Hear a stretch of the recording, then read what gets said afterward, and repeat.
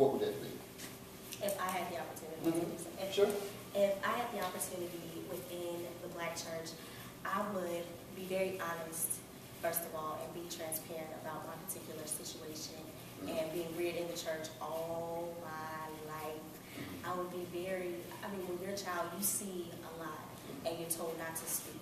And so as a child, I've observed a lot of different denominations, been in lots of different church settings, and I would honestly be transparent and be real and be honest about true struggles, true desire to want to be in the body, want to serve God, but still have struggles and issues and challenges. And so I think transparency and honesty is necessary for growth in the body, especially in the Black church. Why do you think that there is not the level of transparency necessary to affect that kind of change?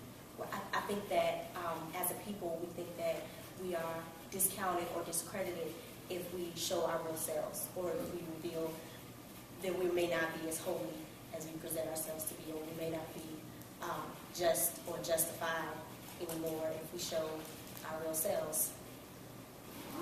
Okay. Good. Thank you for that. Brother. Transparency is a big issue, or not even an issue, but that's what's needed in relationships in the church. Not only that, but different backgrounds in relationships, because everybody wasn't raised up the same way. When it comes to whether a family for how you're raised up with a mother and father, or you're raised in a single parent home, or if you are a husband or a wife in a relationship or divorced or what have you, I think every aspect needs to be given to people, the congregations in the church, so that you can hear each testimony on, what this person went through, what that person went through, how are you raised, or how was this person raised. I've had so many debates with other people, not debates with, you can call them debates, but conversations with people.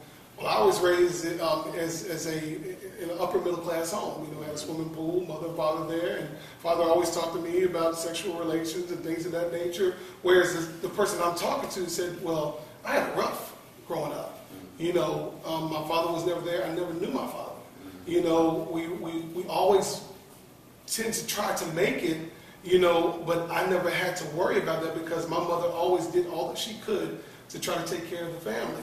And so a lot of these dialogues need to be opened up, because when you're looking at the body of Christ, you have so many different backgrounds in the body of Christ. And once that's done, then we can kind of learn how to reach in those specific areas of needs. You can't just have one type of situation, and from that one situation give it to the whole body and think that's going to work. It doesn't work like that. It's all based upon the specific need of the individual. The body is one, but everybody within the body, I have an arm, I have a hand, leg, fingers, or whatever.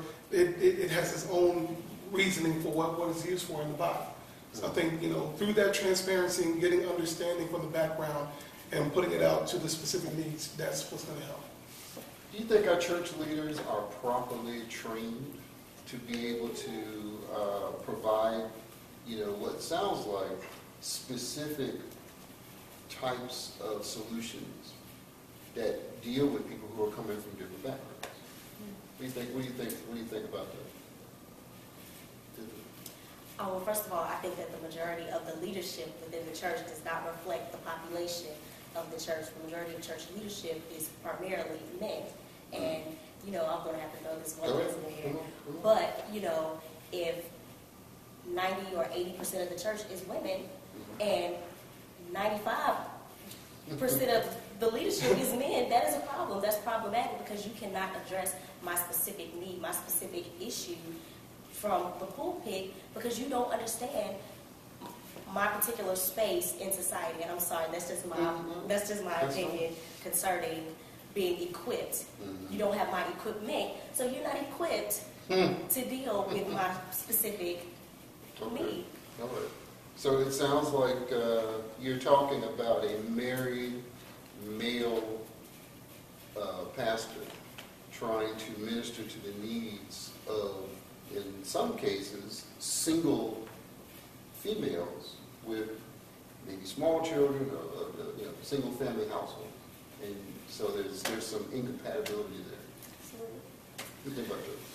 And I agree with you on that aspect, but that's why in ministry, there needs to be a balance. In ministry, there needs to be women's ministry, there needs to be ministry for the men, there needs to be ministry for the congregation, there needs to be ministry for the married, ministry for the single. And there should be those different components to minister to those different groups. And the training should come from those who know, those who've learned. And a church cannot run properly without proper training. And, that's where the wisdom comes from. That's where the knowledge comes from. If that leader has had proper training and has gained understanding through studying and learning, and no man is an island. You have a lot of churches that are just islands. They have no background. They have no depth. You don't know where they came from. There's no training from where they came from. God called me. Whew, here I am. And then you have a lot of ignorance going out to those members in that church because of what they didn't receive. It's just what they're giving off of their perception and through their own knowledge and understanding of the word. Whereas those who have been trained, those who know, those who have gained the knowledge, even whether through experience or through the proper training, they can trickle it down to the other leaders so we can go out to the proper areas. And that is a big problem. Because like in our church, our pastor and first lady, especially in family conferences, they get up and they speak to the congregants, and first lady, she talks to the women like, well, this is the situation here, da-da-da-da-da. Pastor talks to this situation here, da-da-da-da-da. And that way, you have a balance. Church cannot be an imbalance when it comes to relationships. Everybody has to have an understanding of where they are through those who relate to them in their area. Can a married pastor and his wife identify with the struggles of a single woman and children? I think they have the ability to, if they were once single, and of course they would have to have been single at one particular point in time. I believe that they can relate. They have the ability to relate. They possibly can. It's possible. Do you think sometimes they've forgotten what it's like to be single? Oh yes. I think that once you've been married for 10, 20 years, then those situations are distant. Just as most adults forget how the struggle was when they were single. So I think that is definitely possible. People typically forget the struggles of singlehood. It's a challenge. It's a struggle.